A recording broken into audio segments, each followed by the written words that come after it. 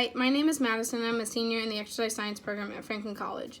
Two of my classmates and I did a research study on the effects of cupping and PNF stretching, or proprioceptive neuromuscular facilitation stretching, on hamstring flexibility in men's and women's collegiate soccer teams at Franklin College. This study was comprised of two groups: the control group, which performed 3 active straight leg raises as a pretest that were measured with a digital inclinometer, and then performed PNF stretching, which was 5 rounds of 10-second bouts assisted by a researcher, and then 3 more active straight leg raises were measured with the digital inclinometer. The experimental group did the same pretest, but were cupped for 4 minutes, and then did the PNF stretching, and then did 3 more active straight leg raises as their post-test. The results had shown that the intervention was not statistically significant. However, there was a weak t-value to confirm that.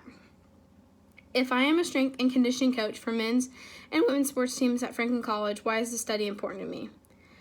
This is important to coaches because cupping has not been researched a whole lot yet, and it has, and they think that it may help with performance, but that might not be true for flexibility, because you don't want your coach to tell you to go and see the trainer to get cupped because you have tight hamstrings and then it not actually help.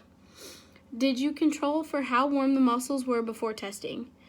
Do you think this matters from a muscle physiology standpoint? Why or why not? We did not control how warm the muscles were. Some people came right after practice. Some people came after they had been sitting in their dorm rooms. So in the future, that definitely is something that we wanted to control, because the people who just came from practice, obviously their muscles are going to be warmer and able to stretch farther than someone who has been static for a long duration of time.